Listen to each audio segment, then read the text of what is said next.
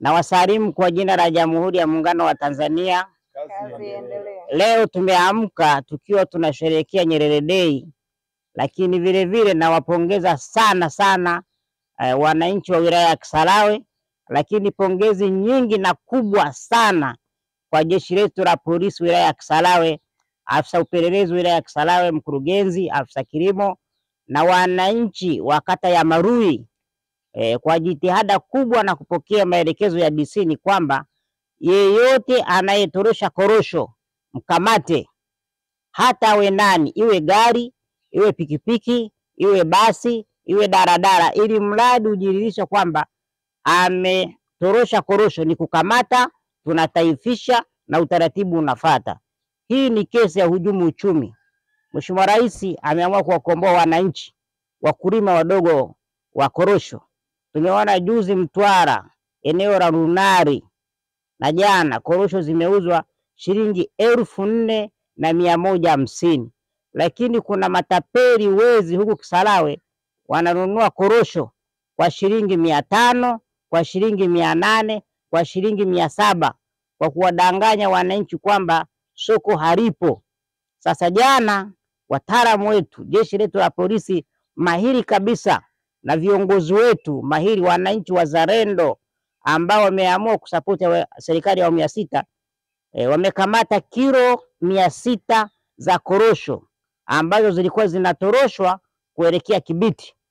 Nami natoa masaa 24 hao waliokimbia wakati wanatorosha korosho wakaacha pikipiki, nataka waripoti ofisini kwa OCD kabla ya kesho saa 10. OCD akiwasha gari akaja Kibiti kuwasaka, itakuwa mna hali mbaya sana. Sisi tulishasema maisha ya ujanja yamefika mwisho, na hii hatutanii. Tutawakamata, tutawapiga show, ile show iliyokuwa nasema ndo tunaanza nao hawa. Hatuwezi kuwa Mheshimiwa Rais anahangaika kuwakomboa wananchi wakulima wa korosho, kuinua maisha yao, alafu kuna watu wao wanaishi tu kwa ujanja kwa kutapeli. Na Mheshimiwa afisa upelelezi, nilisema kwamba anayekamata advance ya kwanza anatoa posho shilingi 200,000. Na mimi kwa niaba ya wenzao naomba nikukabidhi shilingi 200,000.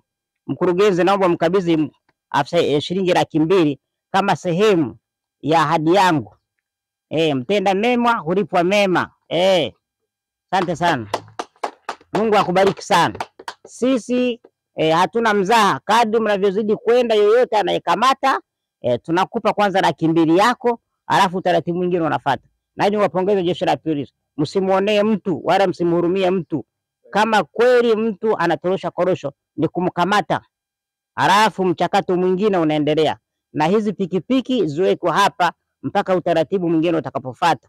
Na hao waliokimbia tunaomba, natoa masaa 24 mpaka kesho saa 10 waripoti kituo cha polisi.